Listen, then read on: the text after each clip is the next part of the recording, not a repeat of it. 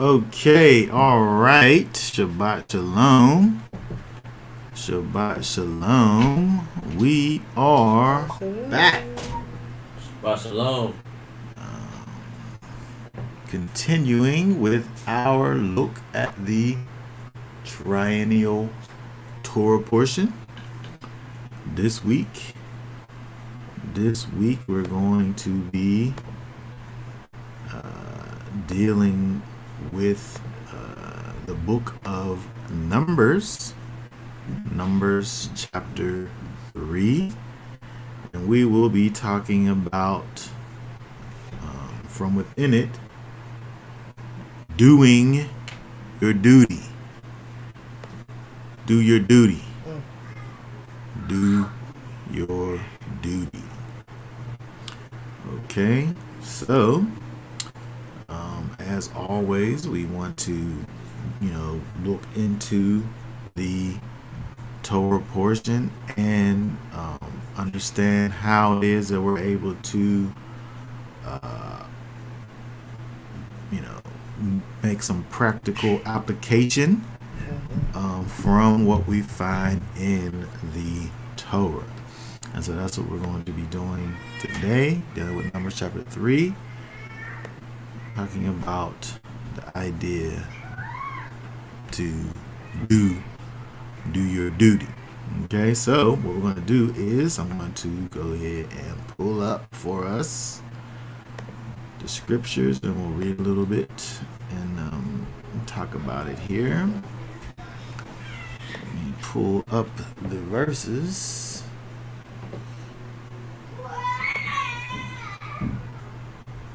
Let's see here.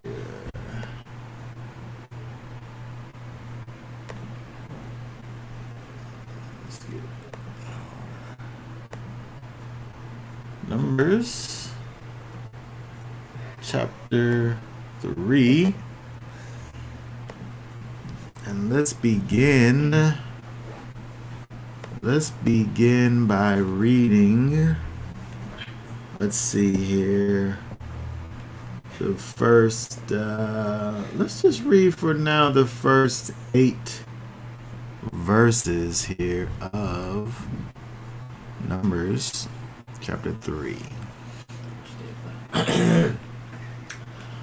And these are the generations of Aaron and Moshe when Yahweh spoke with Moshe on Mount Sinai. And these are the names of the sons of Aaron: Nadab the firstborn, and Abihu, Eleazar, and Ithamar. These are the names of the sons of Aaron, the anointed priests whom he ordained to act as priests. And Nadab and Abihu had died before Yahweh when they brought strange fire before Yahweh in the wilderness of Sinai. And they had no children, so Eleazar and Ithamar acted as priests in the presence of Aaron their father. And Yahweh spoke to Moshe, saying, "Bring the tribe of Levi near, and set them before Aaron the priest, and they shall serve him, and shall guard his duty and the duty of all the congregation before the tent of appointment, to the service of the dwelling place. And they shall guard all the furnishings of the tent of appointment, and the duty of the children of Israel, to do the service of the dwelling place." Okay, very good. So we go over here, we go back up, we look and see that we see something interesting to take note of, only because I said it before, but I just happened to see some people online talking about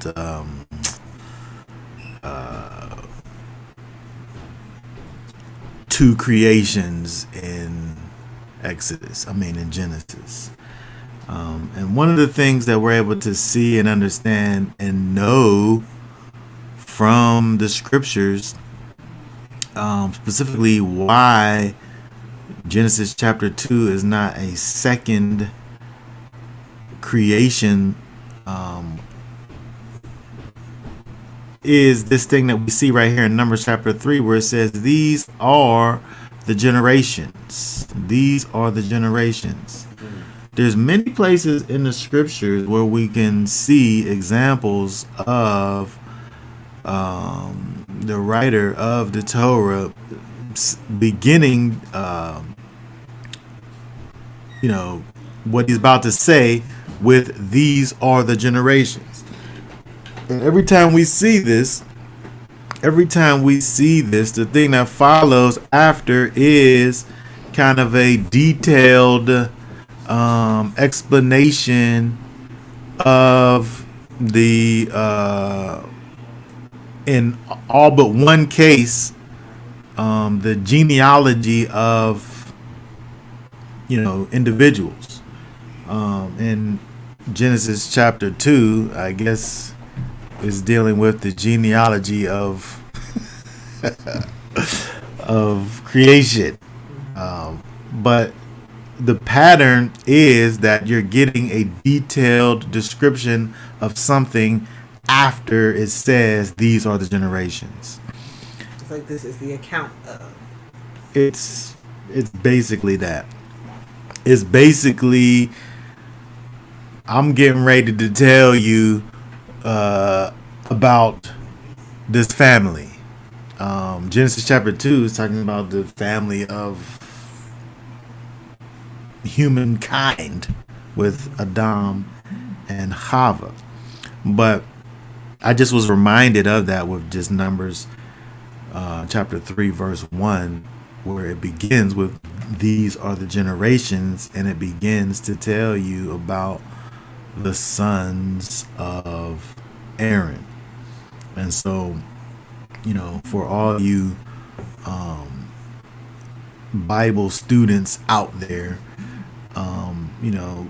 search and see that what I'm saying is correct. There's at least 10 instances of this phrase in the so-called Old Testament, and every single time you're getting a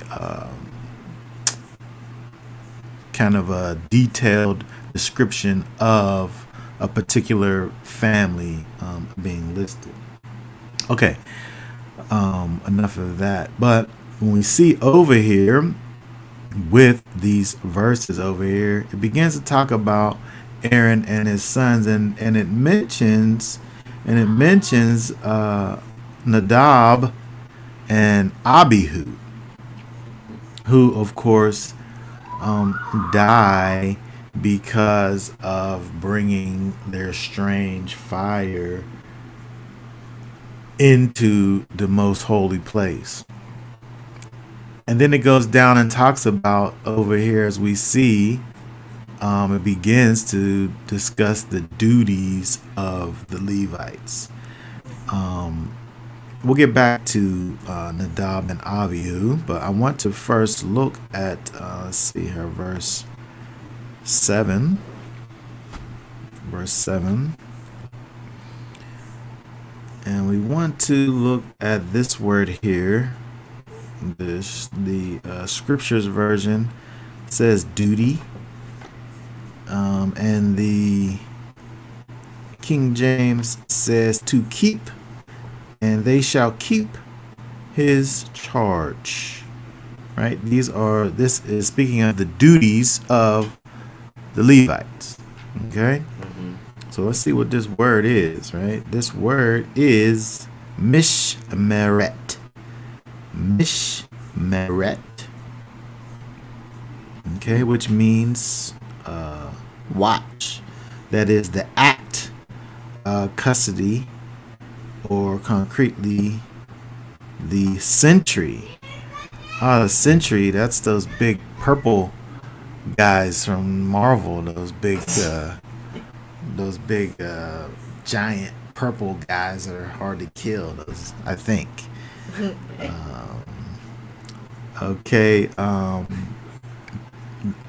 Preservation, right? Observance, duty.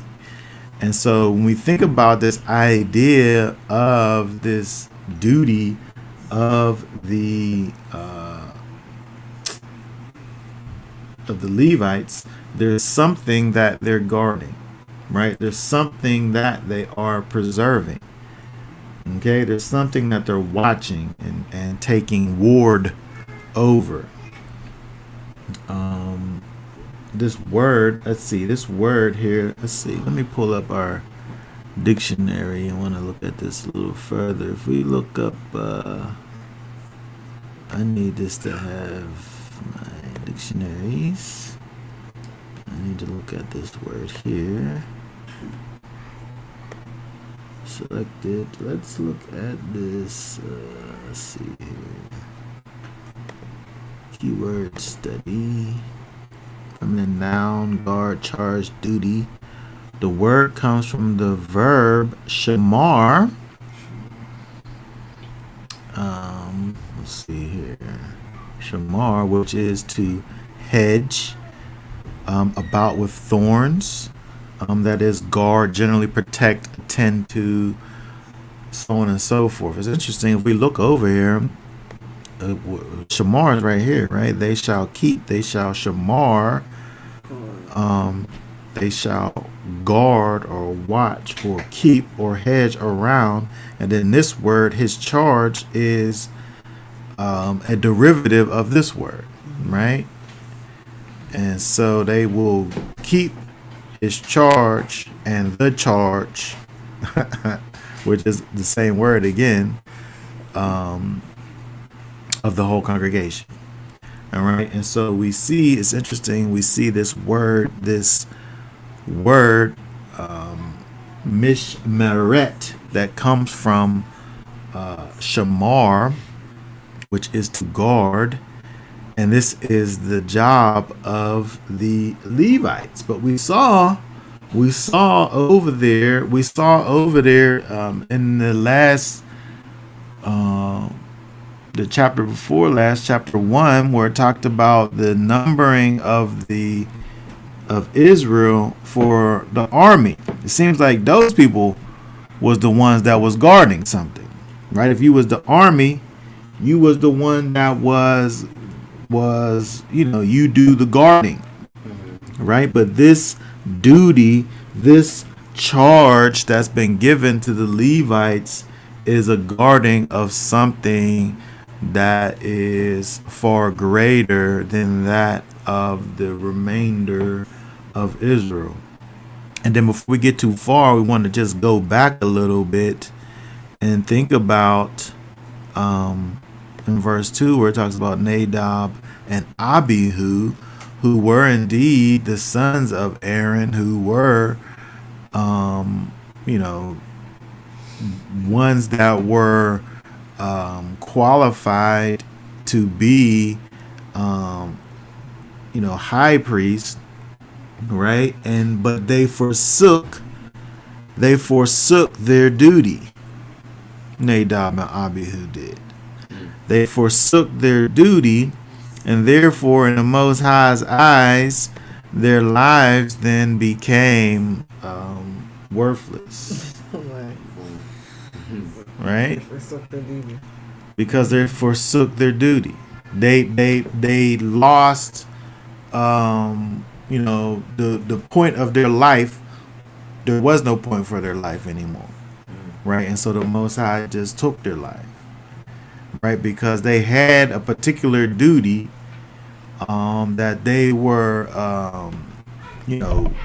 were given as being the sons of Aaron, as being these priests unto the Most High, of being the ones that were supposed to facilitate the things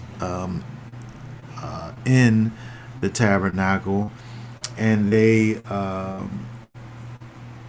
brought strange fire into the tabernacle, and the Most High then killed them. And so we have to think about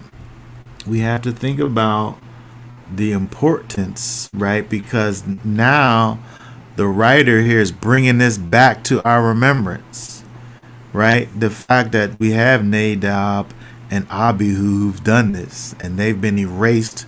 They've been erased from the record, only to remind us that they've been erased. right? We have Nadab and Abihu. They died before when they did this terrible thing. And by the way, they had no children.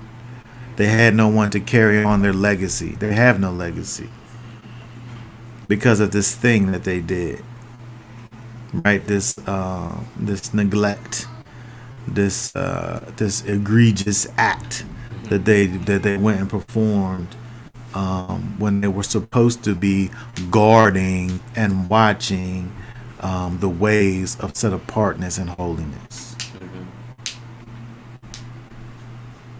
Their duty was to preserve holiness.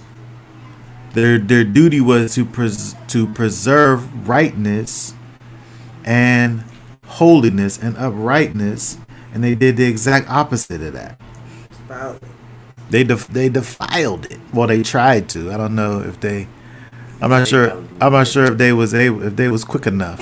I believe the Most High was quicker than them in terms of burning them up, right? And so, this thing that we see going on over here is again this kind of telling us about our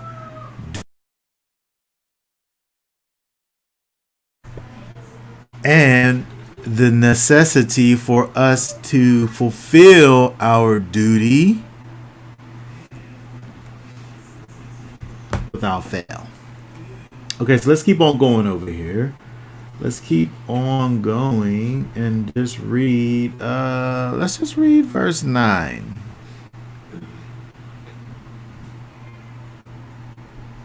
Read verse 9 right there. And you shall give the Levites Aaron and his sons. They are the given ones, given to him from among the children of Israel. Okay, let's see. What is this? My version. Okay, very good. So the King James says, and they are wholly given. They are wholly given. This word here is Natan. They are Natan, wholly given, given to the utmost unto him out of the children of Israel. These people, these Levites, are fully given and dedicated unto the work of the Most High. This is their duty, right? They're fully given and dedicated to the work of the Almighty. And so again, if we think about Nadab and Abihu, when we have these ones who are supposed to be the protectors of holiness, for them to go and do the exact opposite of that,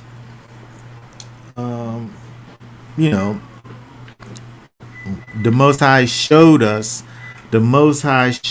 what he thought of those ones who were given this great task, and for them to turn around and forsake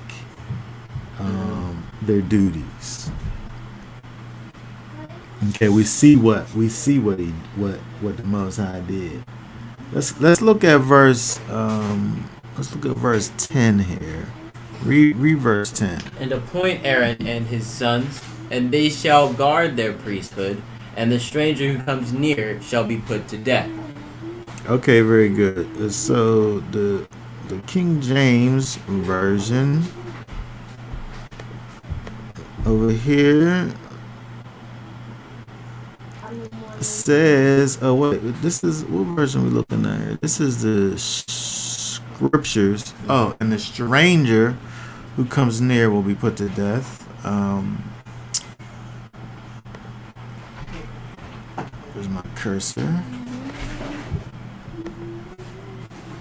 Okay, this version also, King James also says stranger. That word is zur, to turn aside for lodging, hence to be a foreigner, one who has turned aside, or one who is turned aside. If we think about the way the Most High sometimes describes his relationship with us, right? He talks about the idea of turning towards us or turning his face away from us, right? Causing us to be kind of looking somewhere together, in togetherness, right? And so this Zur, this one who he's turned in another direction. His ways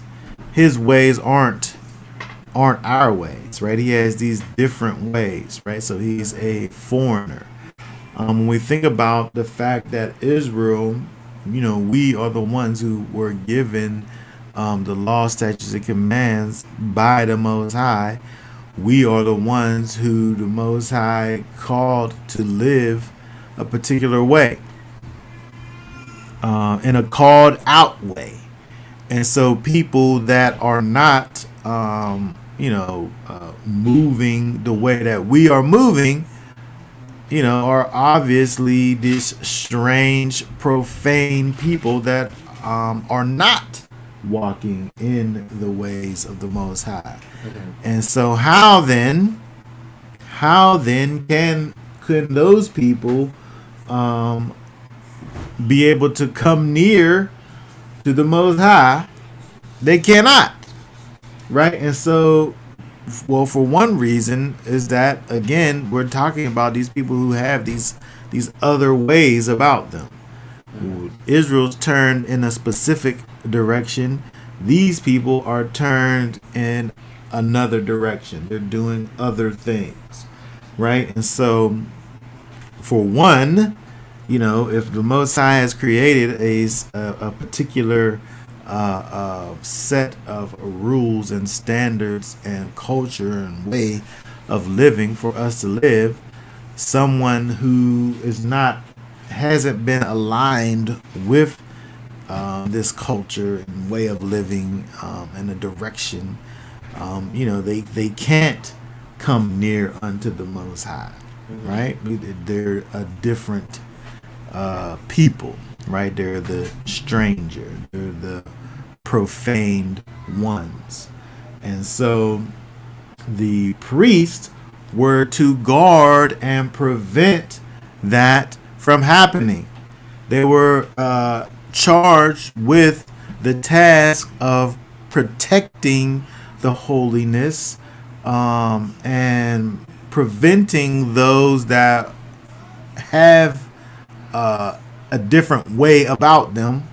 In this case, specifically, a different way about you is you not being a priest, but here is giving you this extra thing about a literal stranger where you're not even Israel, right? Because if you're Israel, if you're just not a Levite, you're able to draw near unto the Most High, right? One of the things that is described as happening when you bring your offering is you being brought near to the Most High. But again, speaking about the duties of the priest over here, the priest is maintaining and securing the holiness and guarding the holiness and making sure that nobody who's not supposed to be there is there, right? He's performing his duty, right? Like the security guard.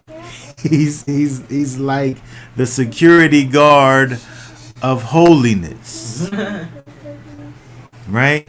The priest is the security guard of holiness, right? He's maintaining the holiness in the tabernacle and amongst the people. And again, when we think about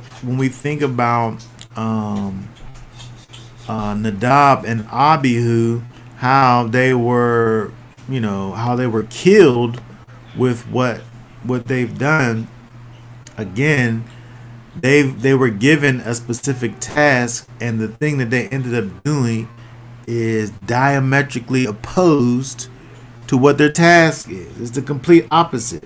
They're supposed to be guarding holiness, and they were the bringers of the unholiness.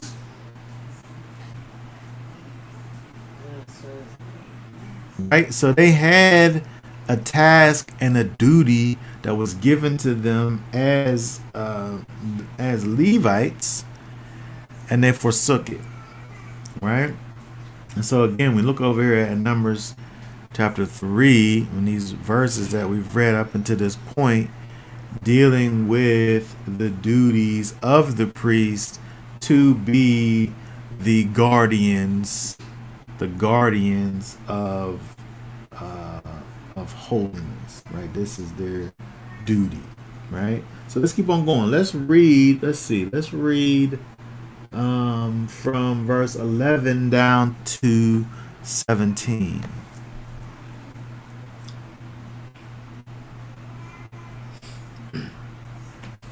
And Yahweh spoke to Moshe, saying, Now look, I myself have taken the Levites from among the children of Israel, instead of every firstborn who opens the womb among the children of Israel, and the Levites shall be mine. Because all the firstborn are mine. On the day that I struck all the firstborn in the land of Mitzrayim, I set apart to myself all the firstborn in Israel, both man and beast. They are mine. I am Yahweh. And Yahweh spoke to Moshe in the wilderness of Sinai, saying, Register the children of Levi by their fathers' houses, by their clans. Register every male from a new moon old and above. So Moshe registered them according to the word of Yahweh, and as he had been commanded. And these were the sons of Levi by their names, Gershon, and Kehath, and Merari. Okay, very good. So we look over here at verse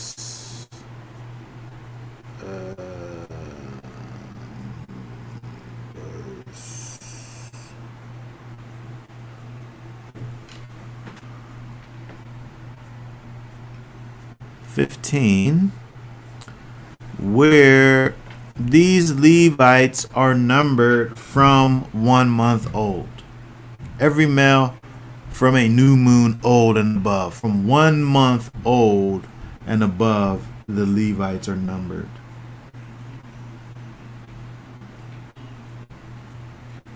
If we remember again, thinking about comparing this thing that's going on over here to what we looked at over in Numbers chapter 1, where we have the numbering of the people who were numbered for purposes of war.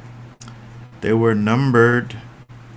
The numbering that they had there was for a reason, right? The age that you were able, and the age that you were in your strength was the factor of the numbering for the people of war, right?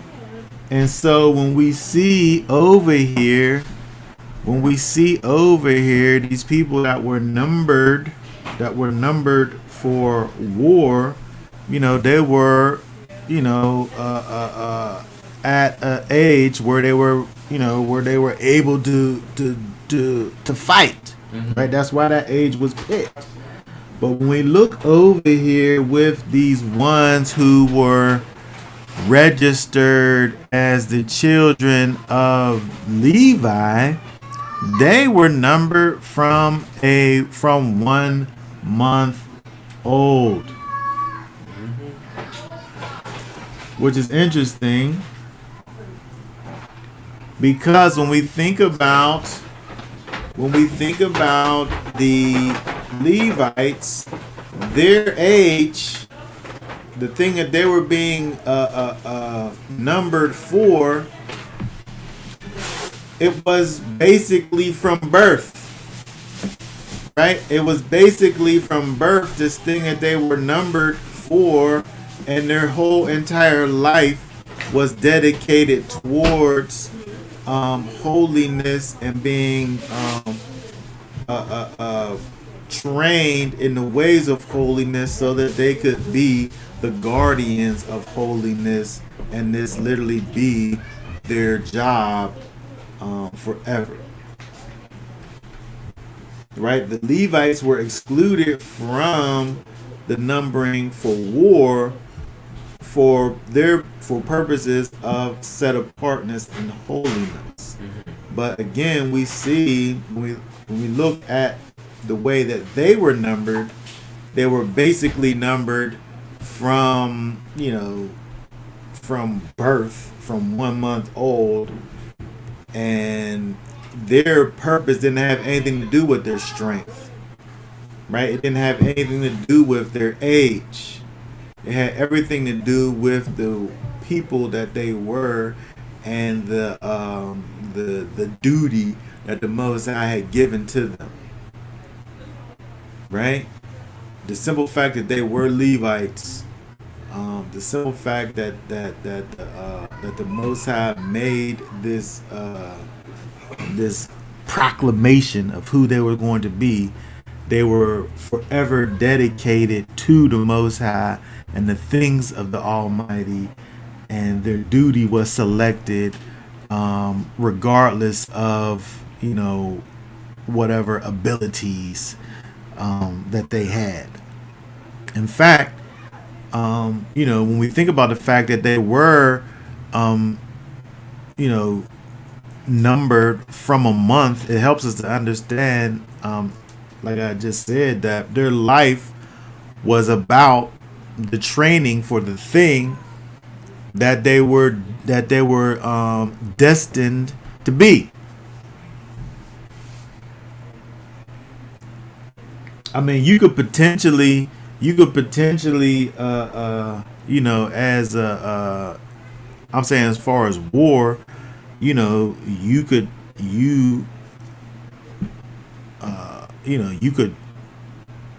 maybe not be a good soldier. You didn't have a choice. You had to still be a soldier if you was a certain age. But your whole life wasn't dedicated to that. You was doing something else, before you got to that age, right? Before you got to be above 20 years old, right? So your whole childhood, per se, you just probably did things as a child. You farmed, you did this or that.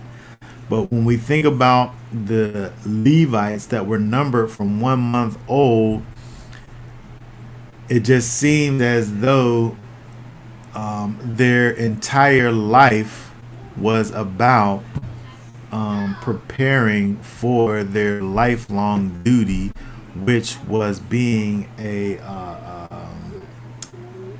guardian of the tabernacle and the things that were in it. Their whole life was dedicated to holiness. And so when we think about like if we go over the rest of this, I want to drop down here, but if we go over the rest of this chapter here, we're able to see the different tasks that were given to the Levites, the things that they were responsible for in the tabernacle. You have the ones that was responsible for moving and covering the furniture, the ones that was responsible for all of the different coverings of the actual tabernacle and the takedown and the build up of the tent. Because remember, in the wilderness, Israel was on the move, so they had to go and they had to set up the whole tabernacle, and the walls and the boards and the poles and all of the things they had to set up wherever they was at. And so these Levites, if you was if you was here, just read. Let's start reading. Let's see if we go down to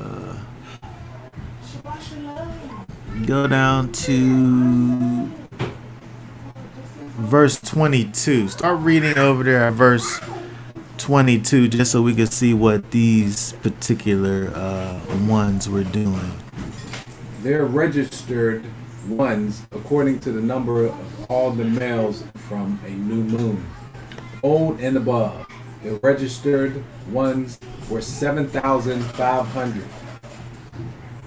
for a month. Yes. Yeah. The clans of the Gershonites were the that part is that cutting off something? No. Camp westward behind the dwelling place, and the leader of the father's house of the Gershonites, Elisaph, son of Lael, interesting, and the duty of the children of Gershon. In the tent of appointment was the dwelling place, and the tent with its covering, and the covering of the door of the tent of appointment. And 26 also. And the screens of the courtyard, and the covering of the door of the courtyard, which is around the dwelling place and the slaughter place, and their cords according to all its service. Okay, so these particular ones, these children of Gershon, these Gershonites, Levites, they had a particular task of the tent and its coverings, and the covering of the door of the tent of appointment, and the screens of the courtyard, and the covering of the door of the courtyard. That was their task. They had to sit up there, and they had to, again, Israel was on the move, so that if they had to take it down, they was the one to take it down. When they got put up, they was the one that put it up. They had to keep it as they moved, right? And so each one of these Levites from a particular family, they had a particular task to do within the takedown and the maintenance of the preparation of the reconstruction of the tabernacle. Each one had their particular thing that they did for the tabernacle. They were all dedicated and had to become the different experts of the tabernacle. So if we think about and kind of imagine the life of the Levite, where his whole existence, the Levite's entire existence, was maintaining the holy tabernacle of the Most High. All that he did was, and not even just thinking about like the priests, right? The priests, because they had to, perform the sacrifices and all of these things like that. But then you also have these Levites who they had to, they had their duties as well, and it all was about the maintenance of the holy tabernacle.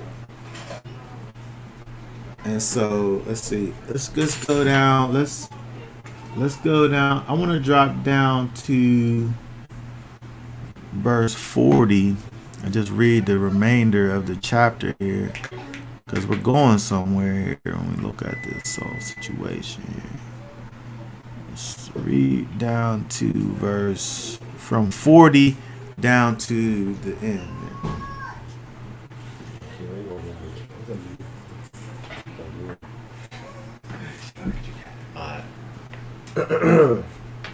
It says, and you shall take the Levites for me. I am Yahweh.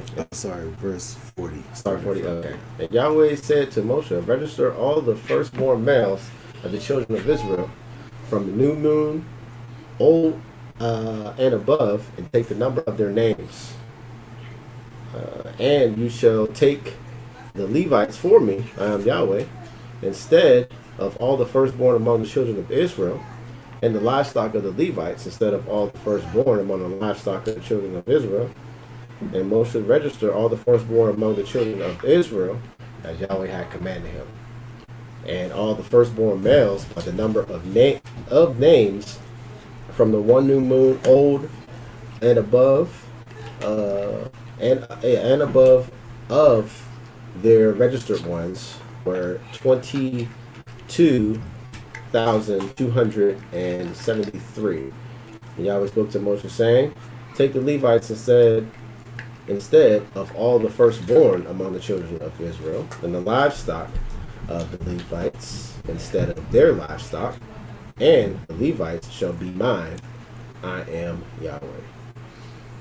And for the ransom of the 273 of the firstborn of the children of Israel, who are more than the number of the Levites, you shall take 5 shekels for each one, head by head.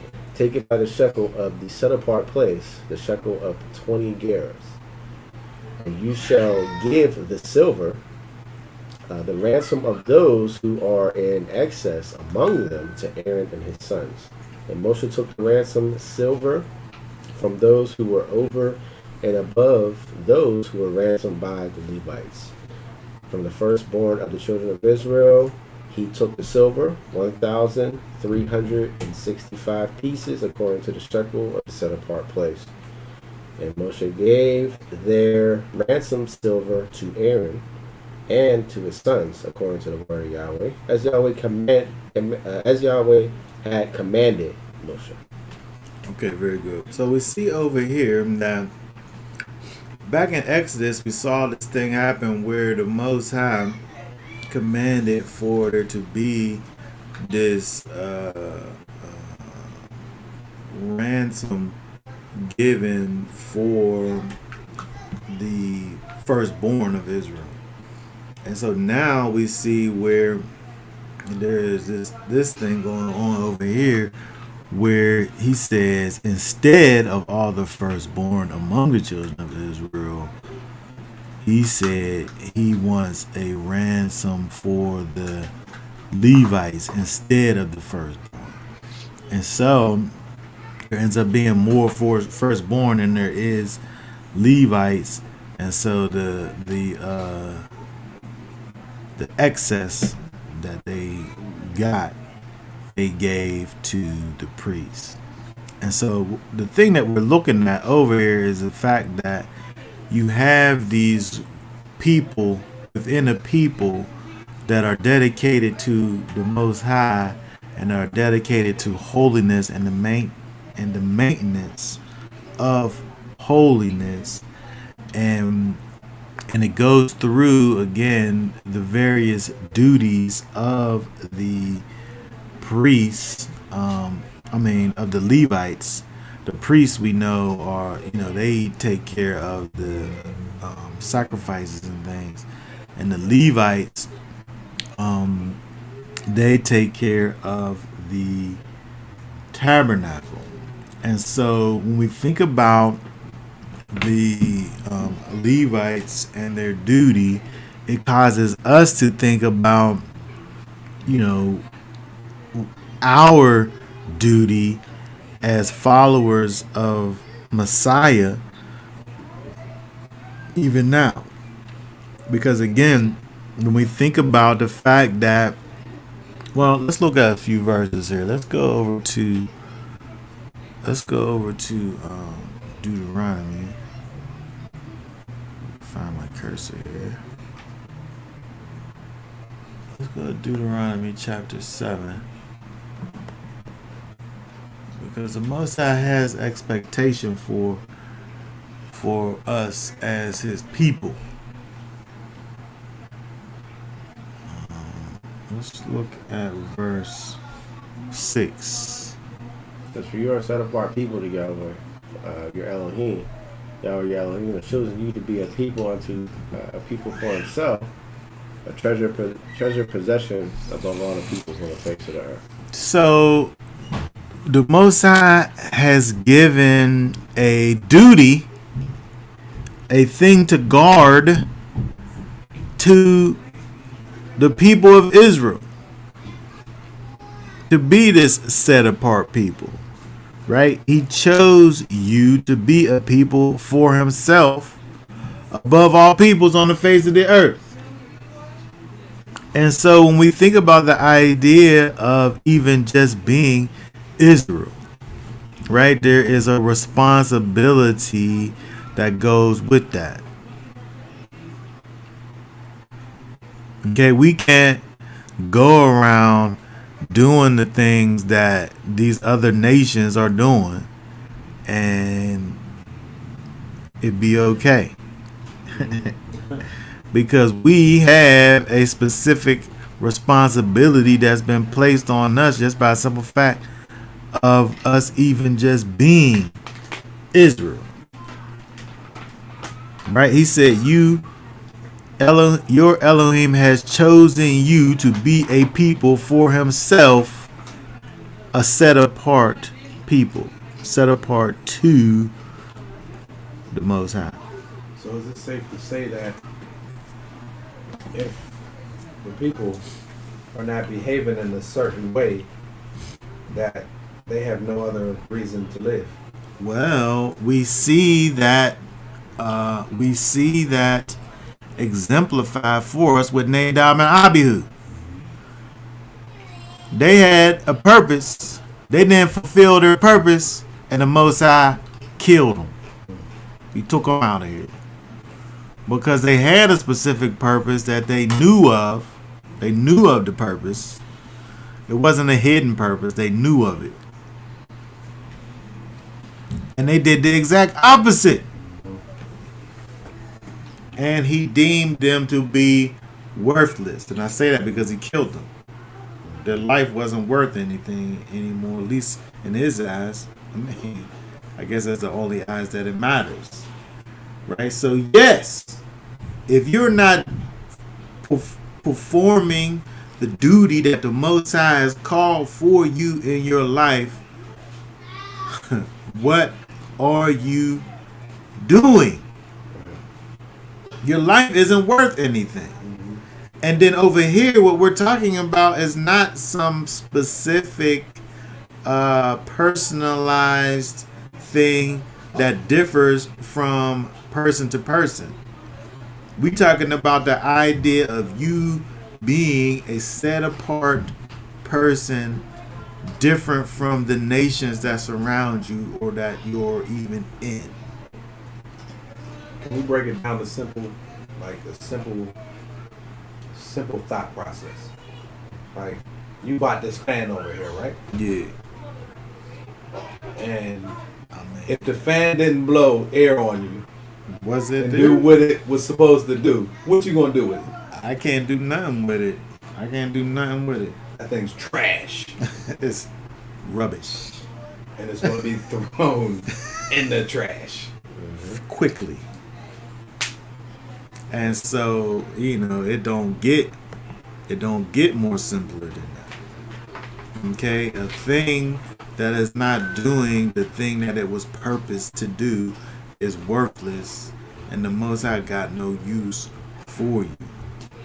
And so if we think about it in terms of things that we use, if we go out and buy a thing to use for a specific thing, and when it gets to the point that we can no longer use it for it, I had a cup like this. It's a metal cup. This is metal too.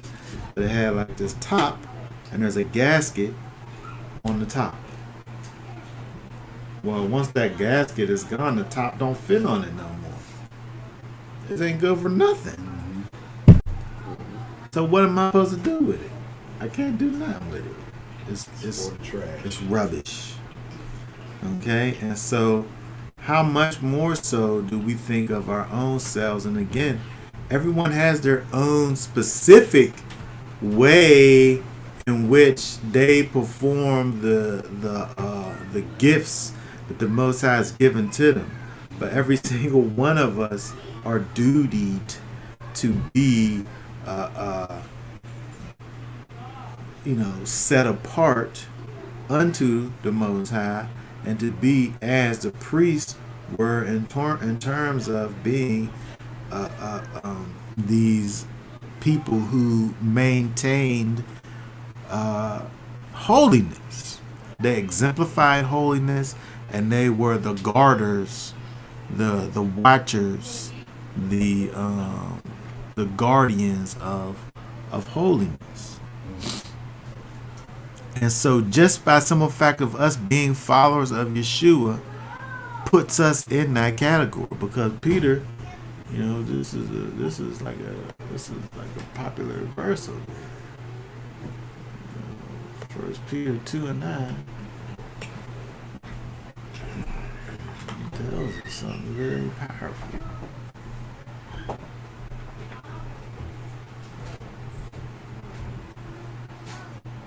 What's that say?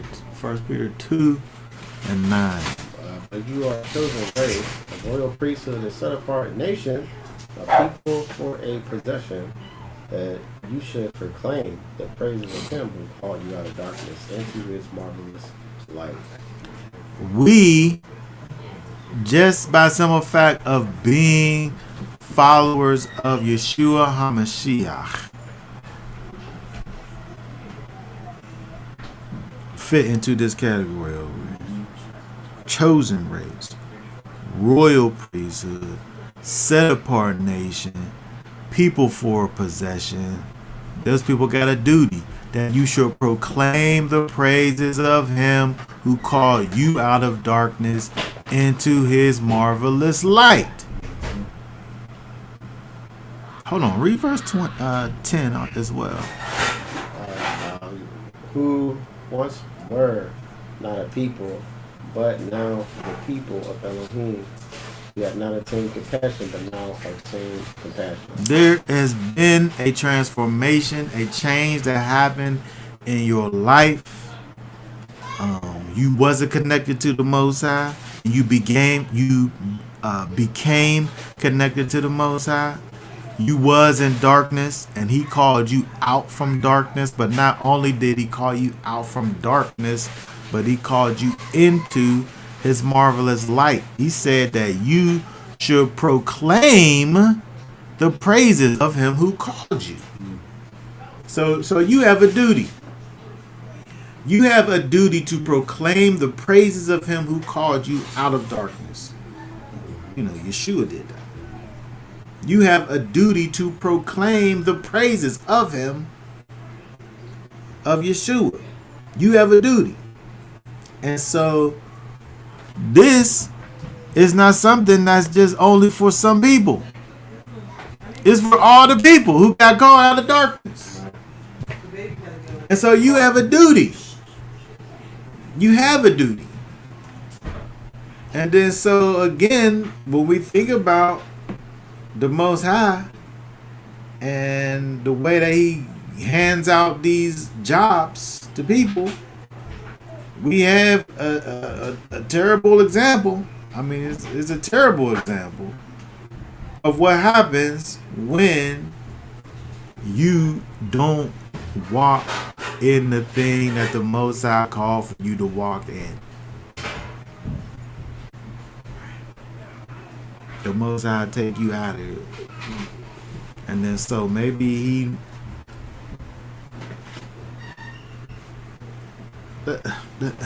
Let's just look at another verse. You know, because we have a duty. Every single one of us. It's not we not walking it out in the same way. But you got to be out here doing something. Because that's what you was made for. Mm-hmm. You was made to be this people proclaiming the praises of Yeshua. If indeed he did bring you out of darkness. Okay, so let's look over here real quick. Let's see where's my scripts at? Oh, here we go. Way over here.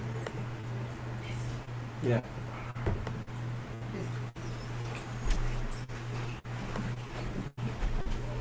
Let's take a look at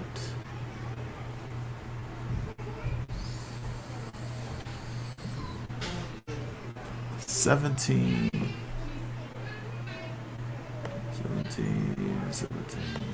and 18. 17 and 18. It says, "For in the division of the nations of the whole earth, he set a ruler over every people, but Israel is the Lord's portion. Whom, being the firstborn, he nourisheth with discipline, and giveth him the light of his love, doeth not forsake him." So when we see over here, so not only do we deal with the fact that the Most High calls us out, right? But over here it says, being his firstborn, he nourishes us, his people. He nourishes us with discipline.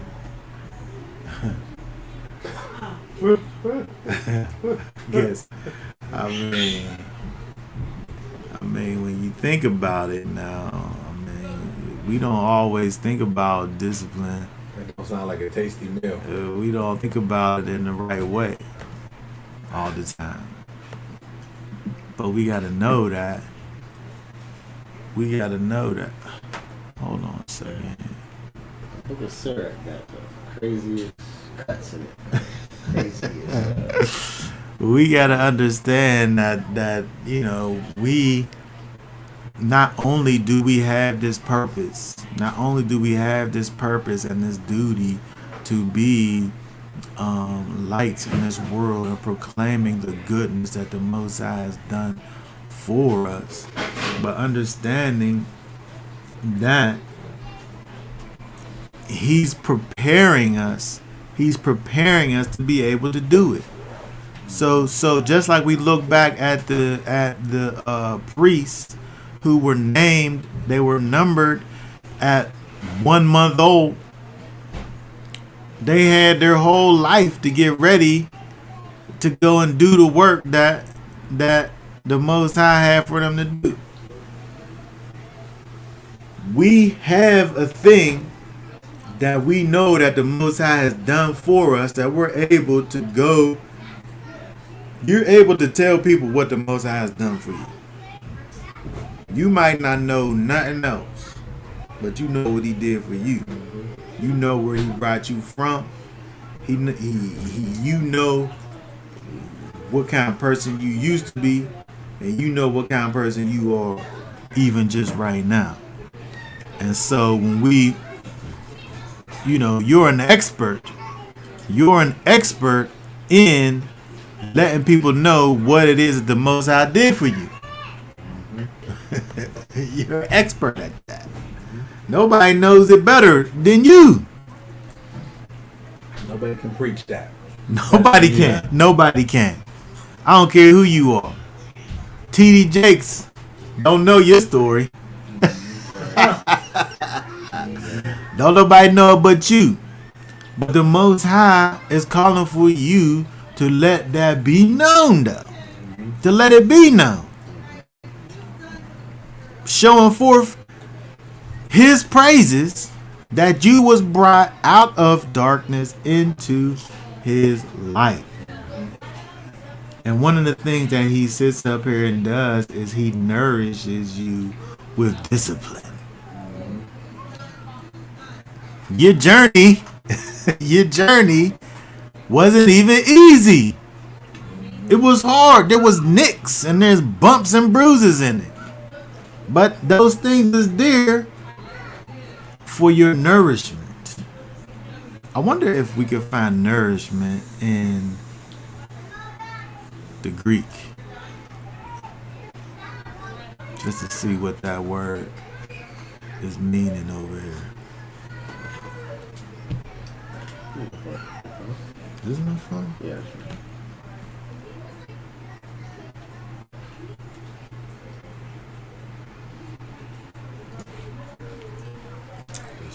A second.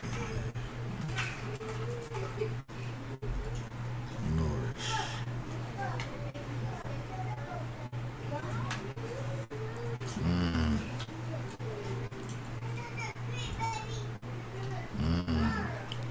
Well, somebody need to do. Let me just say, somebody need to do the work put together a concordance for the Apocrypha. I know, right? Yeah. Somebody do that, boy. Yeah. They doing the work for the kingdom. That person. Yeah, that's true. They doing the work for the kingdom. Okay, but the idea over here is that we as his people are to be examples of holiness, of righteousness in the nations, and also in this understanding that there's going to be uncomfortableness attached to it, discipline even, but this discipline is nourishing to you. I want to look at let's go over to Hebrews. Let's go over to the book of Hebrews.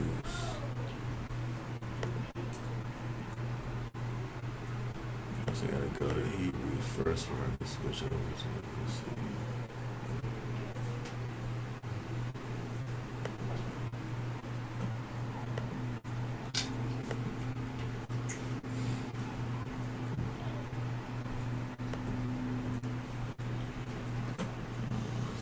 All I want is this. And let's start looking at this real quick. Read for us. We still talking about our duty. Doing our duty. Do your duty. Start reading for us in verse 1. It says, wherefore seeing we also are compassed about with so great a cloud of witnesses, let us lay aside every weight and the sin which doeth so easily beset us, and let us run with patience the race that is set before us. And looking unto Yeshua, the author of the finisher of our faith, who the joy that was set before us, set before him, and on the cross, despising the shame, and is set down at the right hand on the throne of the Most High. Okay, very good. So we see over here this verse 1 of chapter 12.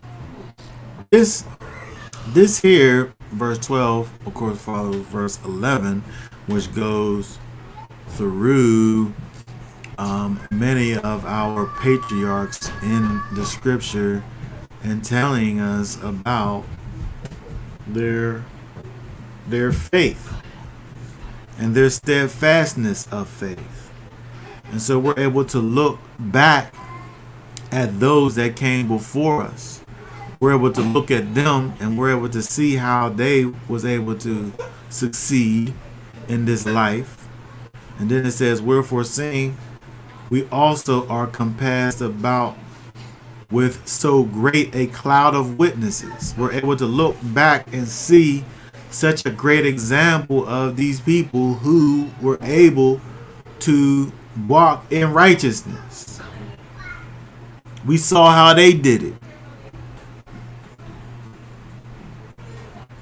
And then so because we're able to look and see the thing be done, it said over here, therefore, lay aside every weight and sin which doth so easily beset you.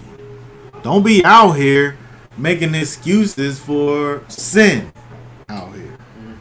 Because we able to look and see people that was able to walk around in righteousness. We should be able to run with patience this race that has been set before us. If we, verse 2, looking, they didn't do it right there when they said looking.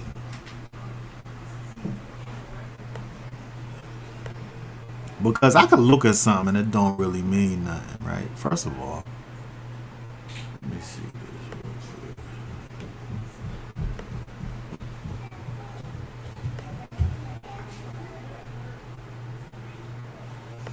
first of all,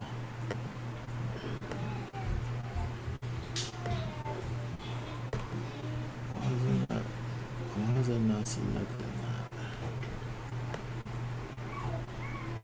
Oh, it's already selected. Looking. This word is consider attentively. Right? So you kind of staring at this thing that you're looking at. Right? To look. Oh, this says, let's see here.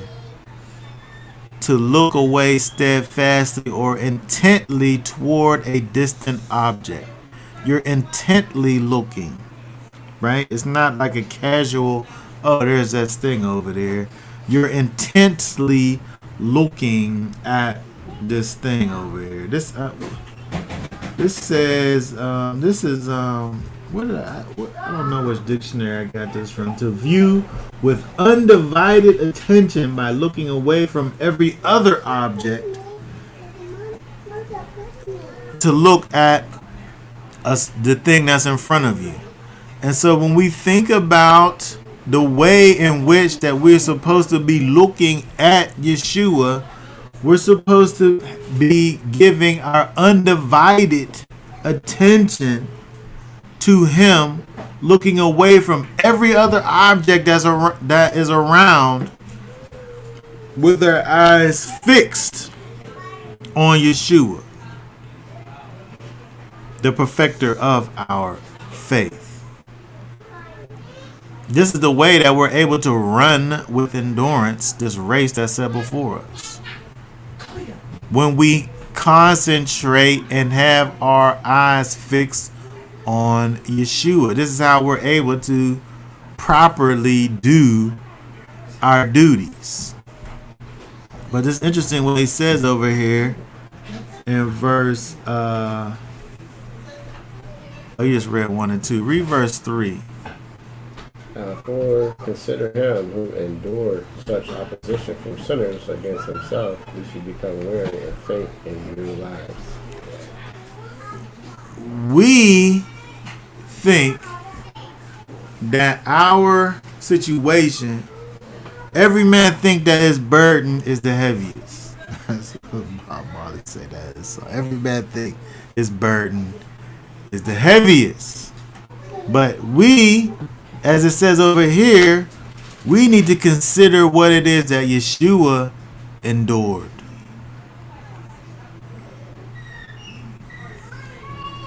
When we think that we are getting tired, when we think that we're getting faint in our lives. And verse 4 this is the kicker right over here. Read verse 4. It says, you have not yet resisted unto blood, striving against sin. Okay, so you trying to walk in righteousness didn't get you killed yet. So you still got some ways to go. In other words, you haven't become a martyr yet. So what's the big deal? Right? You have not yet resisted unto blood. I mean, is the way that you walking in righteousness even causing any blood to be spilled? I wonder. But it's not talking about just getting cut. It's talking about unto death, really.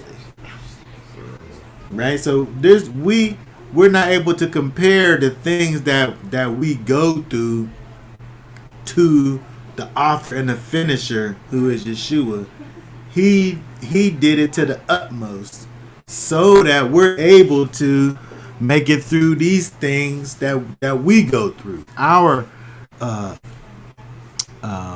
disciplining that nourishes us, that causes us to be able to perform our duty in a way that's pleasing to the Most High. Because again, remember, if we're not performing our duty. We're actually, we're not performing the thing that's the very reason for our existence.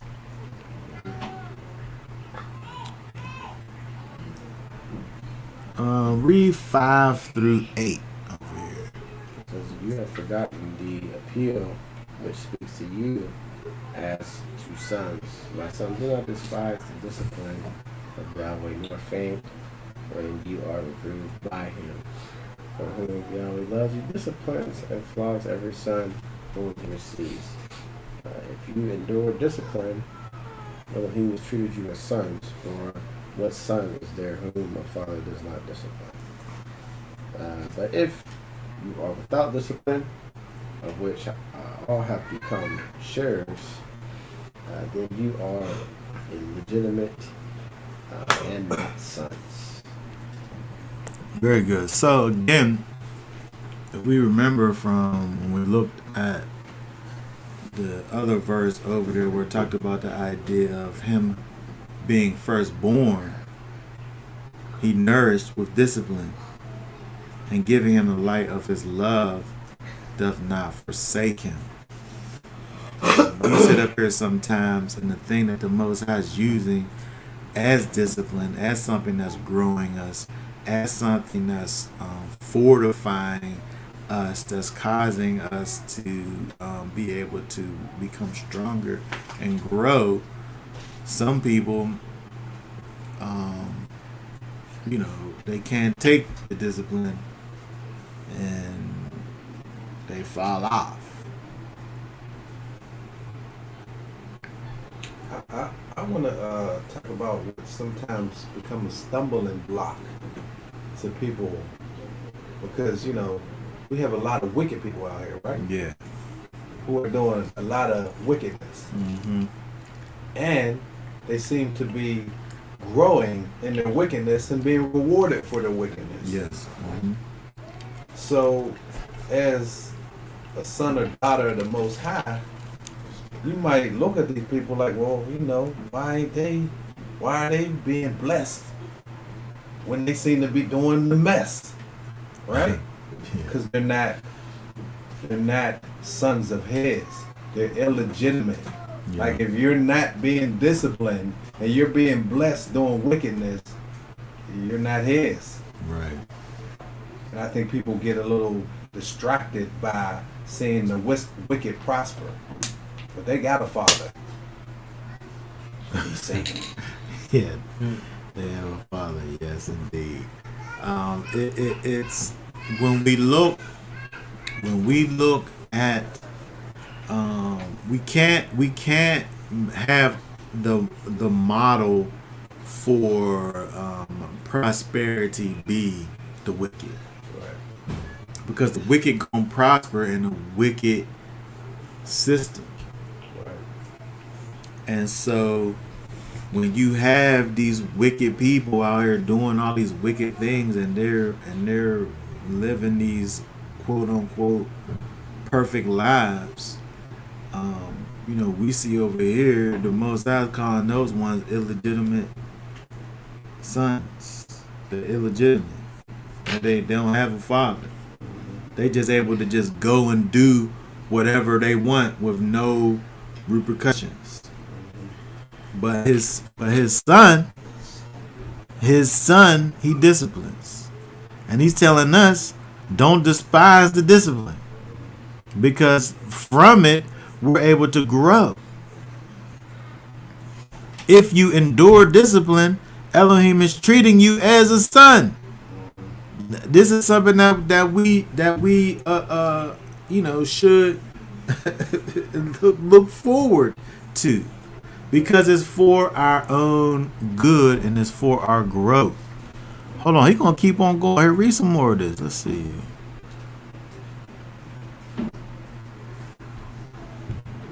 Verse 9. Moreover, we indeed have fathers of our flesh disciplining us, and we pay them respect. Shall we not much rather be subject to the Father of spirits and live? For they indeed discipline us for a few days as seemed best to them, but he does it for our profit, so that we might share his apartness. Yeah. And so the discipline that we receive from the Most High, it says, but he does it for our profit so that we might share his. Am I missing something? Let me see So this. this is set apartness? Yeah, is something cut off on that? It's a typo on the scripture. Right? Walk apartness. Yeah, right. His apartness. That's how I was reading it, looking like. Yeah, it got to be because the word is holiness. Yeah, so it's for our profit. The pleasure, it says, chastens us after their own pleasure, but he, the Most High, and his discipline is for our profit, that we will be partakers of his holiness. And so the things that we go through that's brought to us as a result of what the Most High is doing to us in regards to discipline is for our good, that's bringing us closer to the Most High and closer to our duty, which is holiness. And so we have to be able to understand that the Most High only wants for us to actually prosper in this life. And even though we go through many things, many of those things can actually be uncomfortable things. We have to know that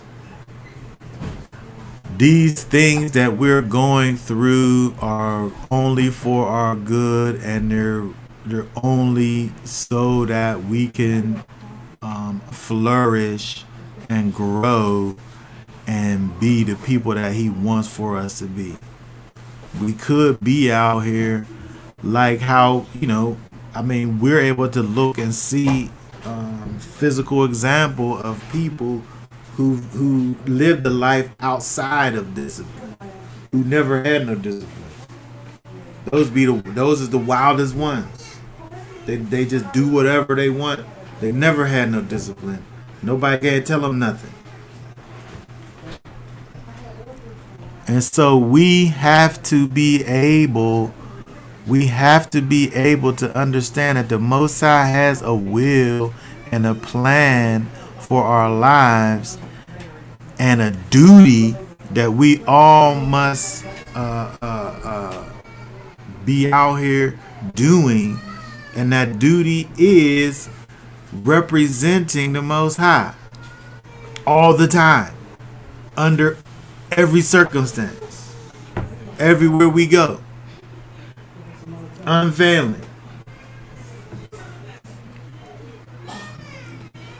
And your situation is not that bad because you're not dead. You're still alive. I'd be sad.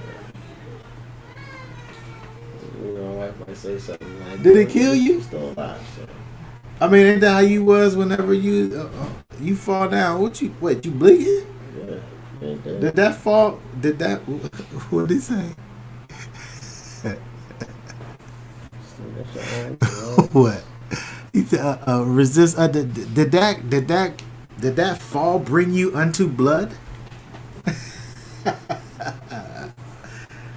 You still alive. You still alive, and you're still able to tell a story about what happened to you. And so, we just have to be able to, as it says, keep our eyes fixed on Messiah, and he's going to lead us in the way that he would have for us to go. Okay, let's keep on going. We're still talking about really the numbers. because in Numbers it talks about this duty that we have, all of us have as a nation of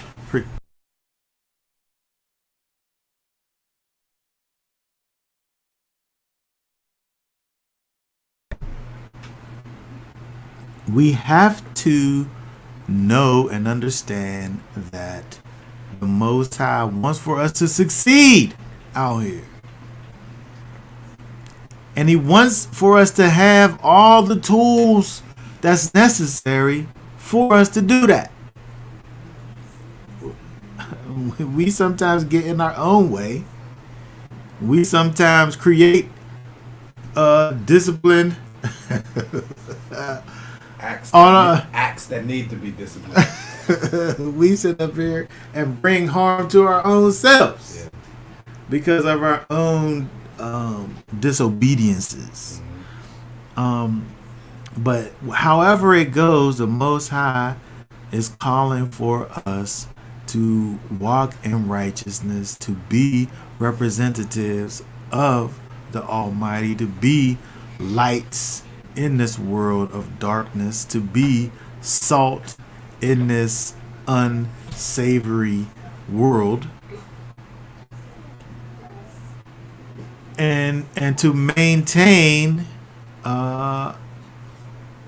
righteousness. But I want to keep looking down. We read down to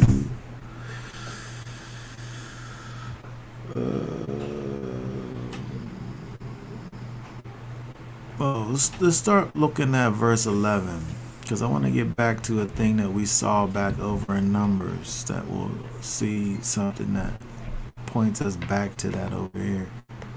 Start reading at verse 11 here. And indeed, no discipline seems pleasant at the time, but grievous, but afterward it yields the peaceable fruit of righteousness to those who have been trained by it.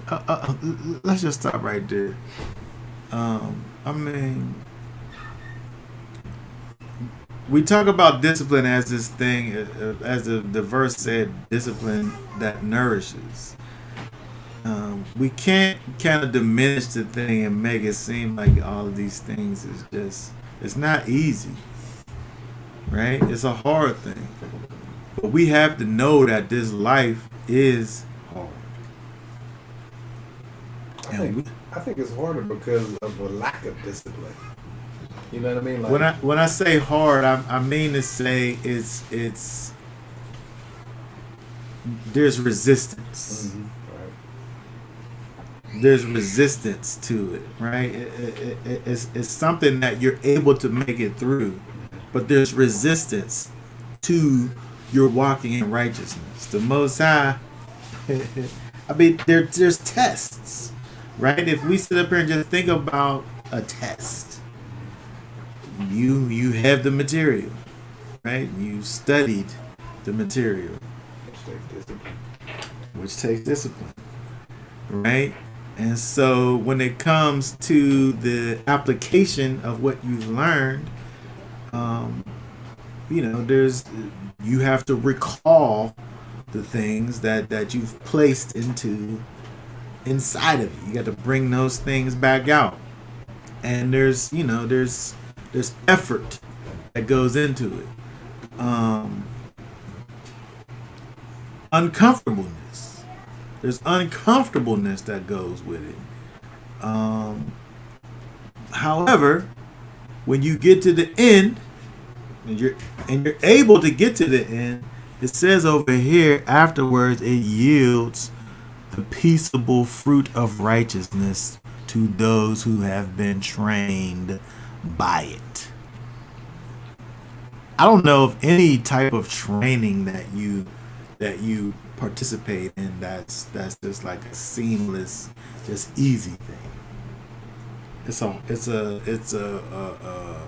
It could be a rigorous. When I think about training, I think about something that's rigorous and something that there's much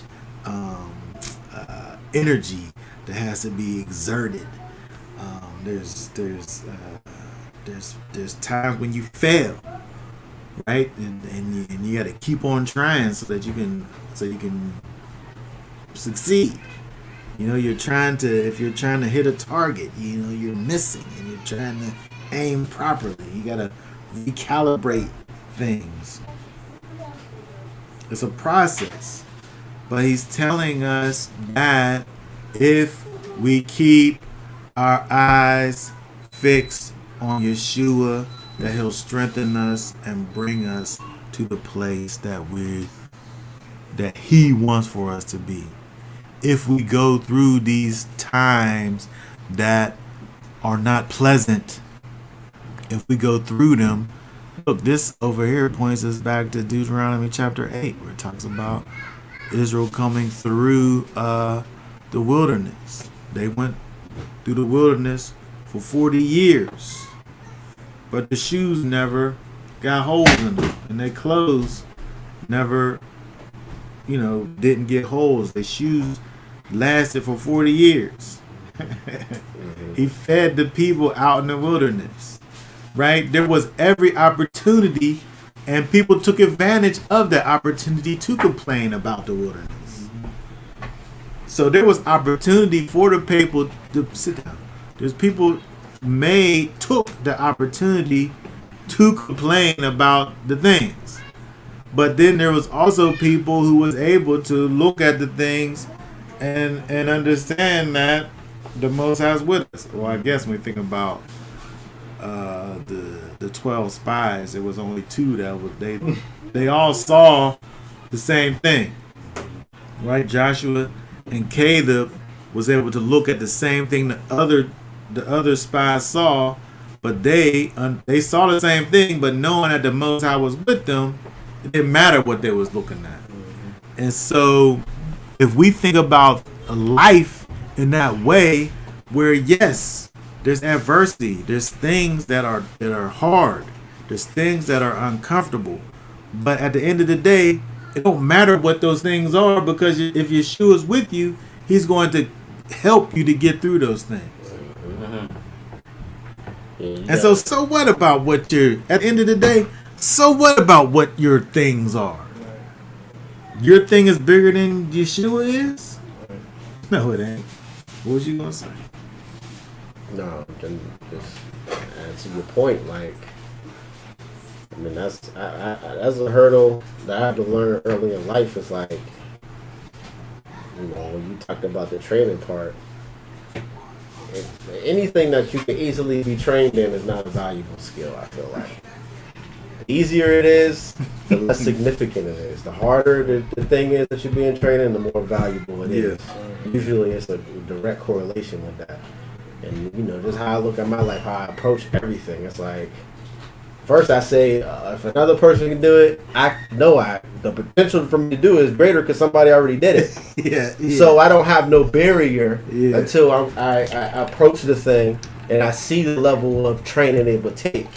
But and just having that mentality to be like, it really unlocks a lot. You know what I'm saying? And so when it's like to be like that in the spirit, it's like after you get this the training of with the scriptures, because that the spirit is book through the Messiah. That's our trainer, and so with it, that's the use that as our strength to execute it. But this ain't no easy thing. Like, people just look at it like he's talking about. This is a hard training. Yeah. But if you ain't dead, you can still keep going with the training. You ain't dead. Yeah. The training continues. Yeah. Like, every day, the training continues. You could cry for a minute, but wipe them tears and keep going. Yeah. If your focus is on the prize that you obtain, the training, all of that ain't nothing. The road, the dark places, everything you go through is nothing if you focus on that prize. Yeah. Because once you obtain that prize, everything else is nothing. I won't say it's nothing, because it's something. Because we all deal with it different. You know what I'm saying? The training of all of us, you might handle something better than me, and I might handle something better. It ain't to say it's nothing, but it's worth it. It's like you should never give up, no matter how hard it gets. Because it get hard for certain people, Different things gonna make it hard, but if you ain't dead, that don't you ain't stopping. There's no excuse. Yeah. You forget. Well, who's in the kitchen? Is my wife in there? No, she's in. Oh, Couture, she could come in too. Tell her to come in. She knows. Oh, you know what? You know too. I'll ask both of y'all. Do you remember the pain of childbirth? Oh yeah. Absolutely. You remember it. Oh yeah. You know what? I'm almost I remember it. I remember the contractions but the actual child leaving the body, no. I remember. But the process, You remember the process, Yeah. not the pain. not the pain. Do you remember the I pain? remember it all. Everything. Yeah. I only did it one time. Well, I did it for her, so. Yeah. You know. It's a brand new- Well, okay, Couture. Now, you said you did 4 times. Yeah, 4 times. Okay, now I can think about things that I've done in my life that have caused me pain. Those are things I don't want to do again. Right. But the pain of childbirth is something that it don't stop you from. Because It don't stop you from doing it again. The baby's worth The prize. the price. Yeah. The price. It is worth the things you go through to get Yeah, that yeah. bundle of joy. And then plus the most I said that's what he's gonna do. Right. He gonna make you forget about it.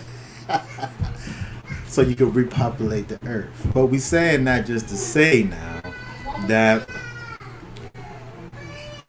you go through these potentially horrible things. But once you get to the place that you're going, you forget about the process, the thing that potentially will cause you to stop. Don't the scriptures say you're going to remember those things no more? Like once you. Oh, pain, crying. All that's gone. No, when we get to where we going to, no more tears, no more crying. I'm saying that if you get to the place where there's no more crying, then I will probably think that there's nothing that I would remember that would make me cry. Right, exactly. Because if I think about certain things long enough, it's going to cause me to be sad. Absolutely. And so when we get to the place of everlasting,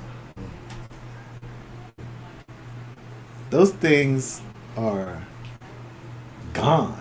Yeah. Those things are gone. And so we go through these hard and terrible things.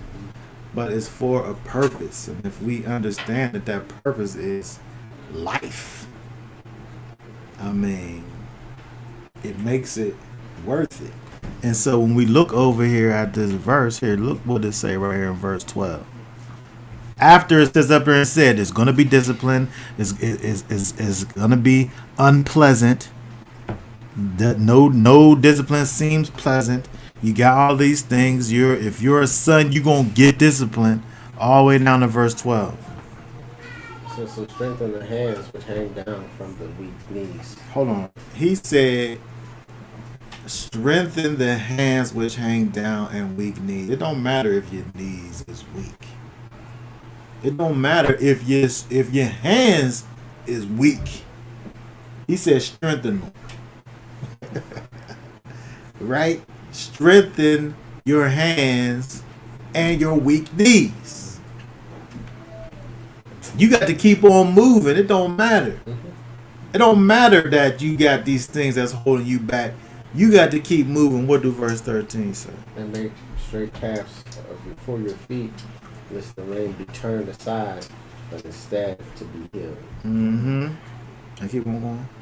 It says, pursue peace with all and pursue apartness without Which version? This is the. They might have messed up on Hebrews a little bit because that's pursue holiness. I'm sure it's click that real quick just to see what That's the King it's, James ho- pop it's up down holiness. It's got there. Oh, to it's be. a holiness. Oh, okay. Well, yeah, holiness. It's supposed to be Yeah, set holiness. apartness. Okay, gotcha. Okay, well, I don't know pursue what they peace doing. with all and pursue apartness, without which no one shall see the master. He said, without set apartness and the pursuit of peace, you cannot see the master.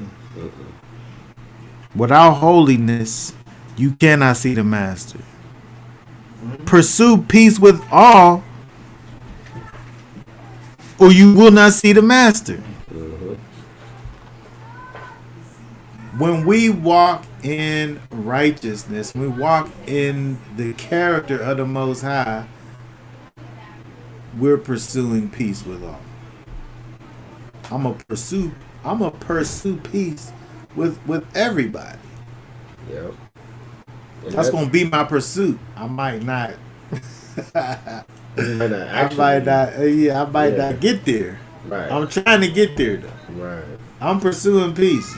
You might take me to a place of war, but I'm trying to be about peace. That's to say you're mindful about others too, though, Yeah. because you got people with the mindset, well, I don't care what nobody think. Yeah. I don't care. Da-da-da-da. Right. That's not pursuing peace. No. That's it's the not. opposite. Right.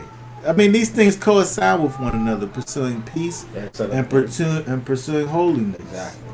Right. But when I don't have those things, I can't see the master. Yeah, because you at odds. Now you're conflict based now. Yeah. Now when you're conflict based, there's no Yeah. peace. He said Right. the principle, that's not the Right. spirit. Right. But we have to be out here doing our duty though. We have to be out here being the guardians of holiness. I thought she was about to say the galaxy. I'm playing. We have to be the guardians of righteousness, of holiness. Right. And if we're not out here doing that, we're not going to see the master. But keep on going. We get into a place that's going to bring us back. What verse? 15. See to it that no one falls short of the favor of Elohim, that no root of bitterness springing up causes trouble, by which many become defiled. That's just right you there. walking in righteousness. That's you walking in holiness right Yep. there. If you walking in righteousness, you're not sitting up here letting no roots of bitterness grow up inside you. That said a lot right there. Because that bitterness, what? Spring up causes trouble. Then it defiles you. Yeah. That says a lot. Mm-hmm. But I mean these things are together, right? Yeah. I'm able to pursue peace because I'm not sitting up here feeling a certain kind of way about you. Exactly. And letting things just sit up there and grow. You did this thing to me, and then I just let that thing just sit just right over here. Right. And that thing just sit up there and grow to the point where now I can't even look at you no more because of this Right. thing that you did that I'm holding on to, and I can only think about it. But if I'm pursuing peace, whatever. Yeah. Whatever. It's Exactly. whatever. It's not even that big. Yeah, I mean, that just happened to me recently when some of the guys at work told me. And, you know, they were offended by something I said. And, you know, got all huffy and puffy. Mm-hmm. And, you know, I didn't feed back into it because, you know, I know my pursuit is peace. Yeah. And if you misunderstood my intentions and it makes you angry, you know what I mean? My intentions were peaceful, so I'm not going to feed back into, Right. you know, the anger that you're now giving me because my intentions from the beginning were Right. peaceful. Was always the same. Yeah. Because you have a different interpretation of what I'm doing. Right. First of all, you can't tell me what I meant to do. Right. First of all. Yeah. But now you take it to another level when you you're trying to tell me what I meant to do, and you're mad about it, Yeah. and it's all imaginary. It's all mad. Exactly. That's the thing. Yeah. People make up so much stuff in their head. That's You crazy. get angry over intentions I never had. Right. Yeah. Instead of just asking you what it is, Right. accepting it and moving on. Right. Right. And so these things are alleviated when we pursue peace and when we pursue holiness. Then we don't get to this part over here with this bitterness and all of this. But verse 16, this is verse 16. It says, least there be anyone who whores or profane one like Esau for a single meal sold his birthright. Okay, very good. So Esau takes us back to Numbers. Because when we think about Esau had a birthright that he hated his birthright. He hated it so much that this single meal was more important. He wanted the blessing, they didn't want the birthright. He didn't care about it. He was more interested in this carnality. I'm so hungry. I've been out here doing all of this stuff. I'm so hungry. I ain't thinking about this here. Just have this. Yeah. Let me get a bowl of soup. Right. But the thought process behind it is that, he hated that thing that within the culture, within the family structure, is a coveted thing. He hated the ways of his fathers. He hated those ways. He had no regard for the ways of his fathers. I don't care about that. I care about that red soup that you made, that stew. Right? And so he had something that was created for him that he threw in the garbage, that he threw in the trash. And so when we look back at Numbers, we talk about Nadab and Abihu, who had this duty, they had this purpose that they had in their lives, and then when they cast the thing away, they caused their own lives to be worthless. And so we see that same situation over here when we see these people who aren't pursuing peace, aren't pursuing holiness, who hold and create roots of bitterness inside of them, right? Who get to the place of living a life that's profane and going into all these things that are not of the Most High. Those people are like Esau.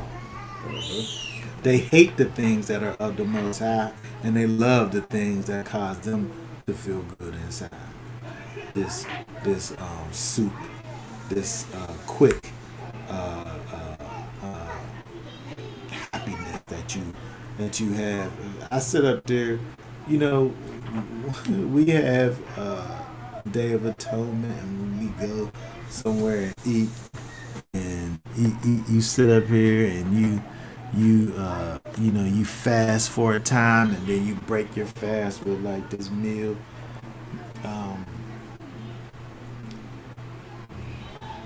It's delicious. You think that you make this big huge meal, it's delicious to a point, until after a while sat there and overdid it. And it's only for a minute. It's only for this short amount of time that you're able to even enjoy it. Because if you just keep on trying to enjoy Right. this thing, it turns into something that's negative. I can spend all this time making this wonderful, delicious thing. But if I just keep on with it, at the end of the day, it turns into a bad thing. Yep. Just me sitting up here trying to feed my flesh. But when we think about this over here and look at, what this is, what we see over here, what the idea is that we have to be able to be stay and remain focused on Yeshua, the author and finisher of our faith, so that we're able to make it through. Because when we don't concentrate on Yeshua, when we don't call those things which he calls right and honorable and good, when we don't agree with Yeshua, we become his enemy and we become worthless. Because he made this thing for us, this wonderful thing. You know, are we going to accept this thing that he's given to us, or are we going to be like this, the example that we see over here, like Esau, who throws it away for this quick fix, or like Nadab and Abihu, who throws their whole life away for this quick fix, this thing that only lasts for a moment. I wonder how long they was in the Holy of Holies before they got struck down in the fire. How much of that thing that they was trying to experience did they experience? How much? How long did it last before the Most High just struck them down?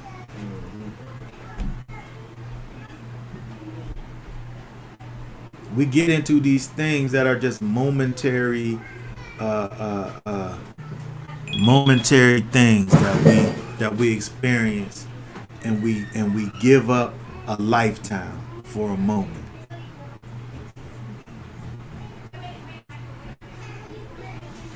Everlasting moments for one moment. Yes.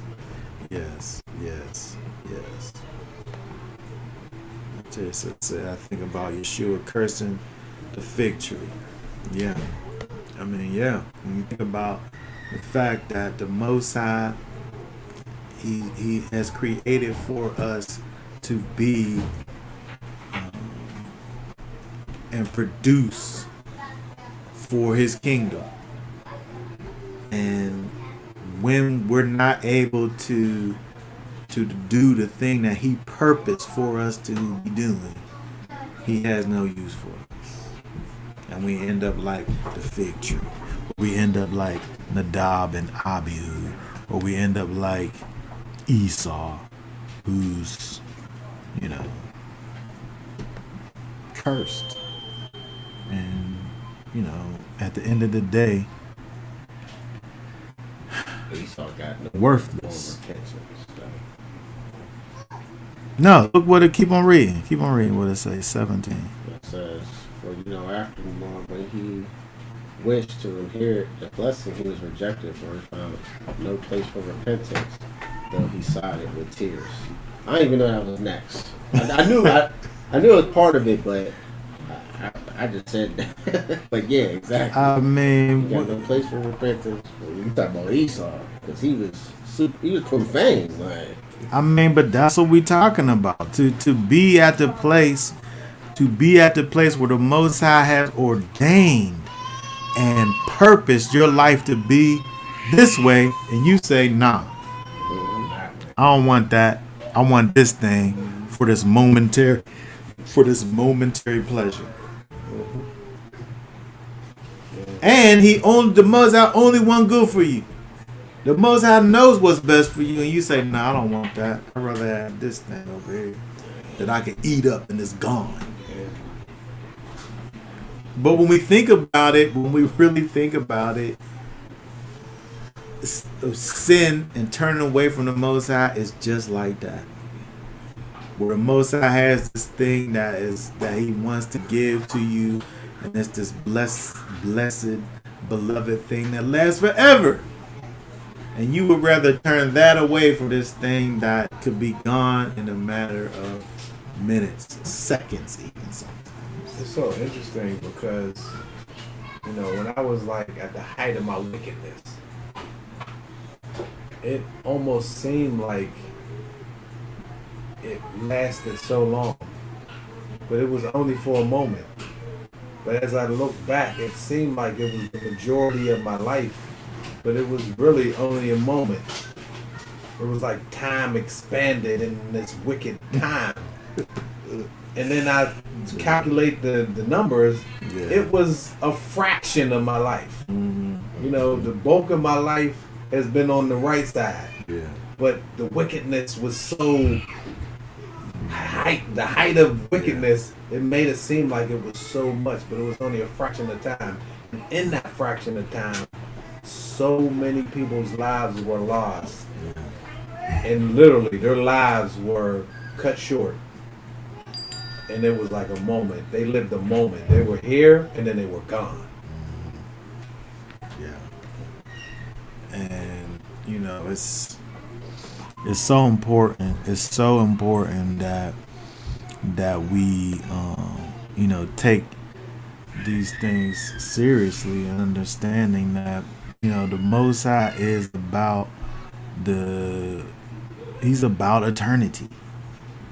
He's about forever. And you know, we have the ability to be able to be with him in forever.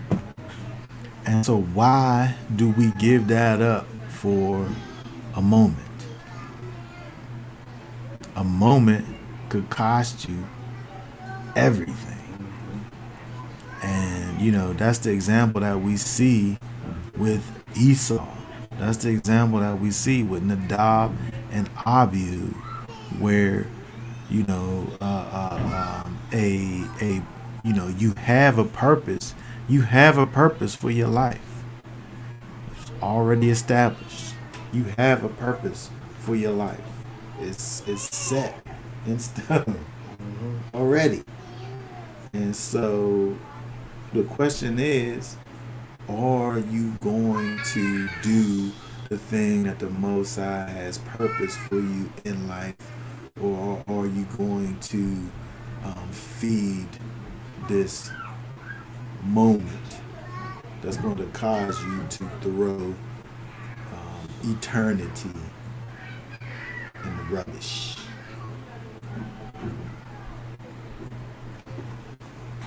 You know, we have to be about our duty, which is the exact same for every single one of us who are indeed followers of Yeshua HaMashiach, and that is being lights in this world of darkness. That is not following after the ways of this world and wanting to be connected to this wicked world that we live in. This world is wicked, and there's no hope for it. And you know, when we seek to attach ourselves to the world, you know, we're putting a target on our own selves, where we could we gonna align ourselves with the fate of this dying wicked world. I don't want to do that. I do not want to do that. I want to be on the winning team. I want to be on the team that's going to win. And the only way that we do that is to focus our eyes, have our eyes fixed on Yeshua. It's the only way. He's given us a job. He's given us a duty, and he's given us all the things that are necessary for us to be able to perform the task that he has for us, and that is Yeshua, and Yeshua in us through the Ruach HaKodesh. I mean, yeah, too. It's like you made that point about it's like the Torah, and Yeshua walking it out as that example. It's like the Torah just like it helps us get through each moment in our life. Because otherwise, without those instructions, you're going to handle it in a carnal way. So the Torah just gives you that instruction to handle each moment in a way with wisdom that's not based on... Because Esau being hungry, he wasn't going to die to wait. spiritual. No. To be like, hey, to make a rash decision based on carnality, take my birthright. Like, I don't. You just forsaken all that. Like, that's not wisdom. It's like, look, they've been fasting. Come on, man, you ain't gonna die. So it's to have that, just the spontaneity and just forsake, let your carnalness take over. The Torah is supposed to bring back our spirit in a balanced way. That's why we the best example. He chose us to be that example of controlling the carnal. And when you let the carnal take control of you, like the world does, the world is temporary. The world, that's why they say this world gonna pass away, because it's not based on the spiritual. It's based on now, money now, pleasure now, this now. So I just wanted to, it's taming the spirit. I mean, the carnal. Yeah, absolutely. And I mean, that's what we have to do. That's part of our duty. Guarding, the way that we guard holiness is taming your carnal mind, through the Ruach HaKodesh. Again, we have this job, but all the training is available to us. The training is available, right? These things are not hidden from us. They're made available to us if we submit ourselves to the Spirit, and that's what we got to do. And that's what we have to make be our primary thing in life, because again, we all have the same charge. We're a whole nation of priests. We're a whole nation of people who must exemplify the Most High. And when we don't, we're just showing that we actually hate the Most High and the things that are of Him. When we don't follow after the Most High, we prove that we hate the Most High. Yeah. Period. Point blank. And then that's that apartness from people who don't follow after Him. It's so easy to get away from them people. It's not even funny. It's like, It's so easy. I'd be like, it's so easy. You don't even gotta go nowhere. You just be who the Most High want for you to be, and they gonna go somewhere. That's true. They don't want to be with you. Yeah. They'll get away from you. Yep. I mean, simple as that. Yep. Ooh, yeah. This life is so interesting. It's so interesting. Okay, so that being said, do we have any last questions or comments before we are done with this here today? I wanted to say that, if you follow Yeshua, that looks like something. I was talking to some Christians earlier this week, and I said, well, you follow the Messiah, right? Yeah. Well, how you going a different way? How you going a different way from him? Mm-hmm.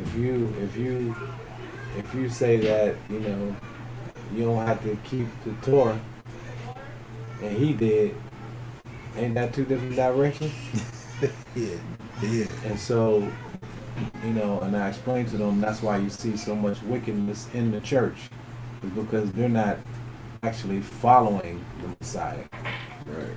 And that's what all of us need to be doing, is following Yeshua and doing as he did. Right. And that's how you are a follower of the Mashiach. Yeah. Yeah, I mean, you can't sit up here and think that this life that we live is going to be something that's different from the life that he lived. Mm-hmm. If he said that we supposed to walk like he walked, then I mean, Yeah, it was supposed to be us. It's supposed to be him walking in us. yeah, And so him walking in you, don't look like him. Don't make sense. Nah, it don't make sense. It don't. But I mean, it's I don't know what to say about it. It's hard. It's hard. These people is a strong delusion on these people. And that's just it. You can't. There's nothing. If the spirit don't show these people, they ain't never gonna see it. Cause it seems when we look at it, it seems like it's something that's just so obvious. It's just right here. Well, the good thing about this situation, the spirit showed these brothers. There it is. Many called, few are chosen. Yeah. So So simple as that. Okay, so that being said, we just want to remember that, we have a duty to perform. And that duty is holiness. That duty is righteousness. And we have to really let that have the utmost importance in everything that we do. Because the Most High, he sees what we doing. We can't hide. You can't hide from the Most High. Okay. All right. So that being said, we want everybody to remember to subscribe to the channel, like the video, make sure that you hit that notification button so that you could get notified every time we put up a new video. And also, oh wait, I can't. Well, just look for our upcoming things. We got lots of things coming up. I'm trying to get this. You could just put that. You could just put that on the end after you edit it, I guess. All right. So that being said, we want to say Shabbat Shalom, and y'all willing, next week we'll be back for some more Torah teaching. All right. Shalom. Shabbat shalom.